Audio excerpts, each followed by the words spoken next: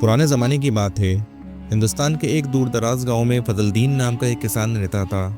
गांव छोटा सा था और ज़्यादातर लोग खेती बाड़ी करते थे। फजलदीन की ज़िंदगी गुर्बत में डूबी हुई थी। उसका कच्चा सा मकान बारिश के दिनों में टपकता, कपड़े पुराने और फटे हुए, ज़मीन इतनी कम कि खेत से निकलने वाली फसल घर के चंद दिन का ही खाना पूरा करती।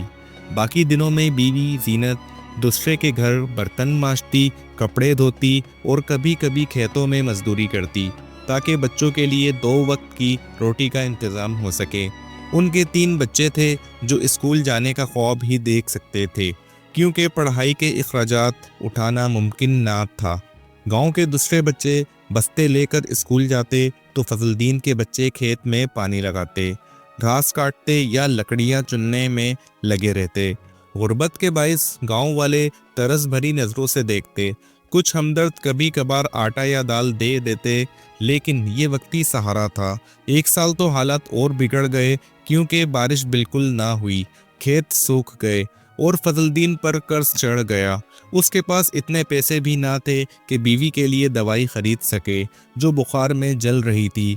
ये वो वक्त था जब वो रात को खुले आसमान के नीचे बैठकर सोचता कि ज़िंदगी ऐसे ही गुजर जाएगी या कभी बदल भी जाएगी।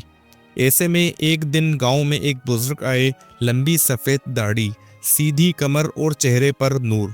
उन्होंने फजलदीन से कहा, बेटा, मेहनत कभी ज़ाया नहीं जाती, लेकिन अकल और इल्म के बगैर मेहनत करने वाला अक्सर थक कर हार मान लेता है। तुम मेहनत तो करते हो, मगर पुरानी राह पर नई राह तलाश करो, अल्लाह तुम्हारी मदद करेगा।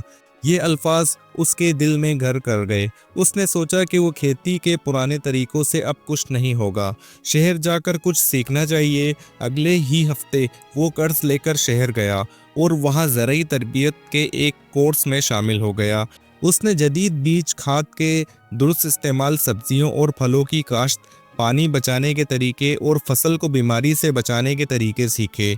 2 महीने बाद वो वापस आया और अपनी ज़मीन पर टमाटर, शिमला मिर्च, खीरे और पत्ते वाली सब्जियां उगाने लगा। गांव वाले हंसते कि फजल पागल हो गया है, ये सब गांव में कौन खरीदेगा। मगर फजलदीन ने हिम्मत ना हारी। उसने शहर की मंडी में जाकर बराह रास्त ग्राहकों से ताल्लुक बनाया। पहली फसल इतनी अच्छी निकली कि शहर में मुंह मांगी कीमत मिल गई। फजलदीन ने कर्ज का कुछ हिस्सा फौरन अदा कर दिया। अगले साल उसने खेत बढ़ाया, पंप लगाया और 2 मजदूर रख लिए। चंद साल में वो पूरे गांव का सबसे कामयाब किसान बन गया। शहर के बड़े ताजिर उसकी सब्जी और फल खरीदने लगे। उसने मंडी में अपना स्टॉल लगा लिया। गांव के कुछ लोग उस पर हंसते थे, अब उससे सीखने आने लगे। फजलदीन ने ना सिर्फ अपना घर नहीं संवारा, बल्कि गांव में भी तब्दीली लाई। उसने स्कूल के लिए चंदा दिया, मस्जिद की मरम्मत कराई, गरीब बच्चों को किताबें दी और हर साल रमज़ान में राशन बांटता। उसके पास अब ज़मीन, ट्रैक्टर, गोदाम और मंडी में एक दुकान, सब कुछ था। मगर वो आज भी सादा कपड़ों में रहता, खुद खेत में काम करता और कहता, मैं अब भी वही किसान हूँ, बस अल्लाह ने ज़मीन के साथ दिल भी ज़रख़ेज़ कर दिया है।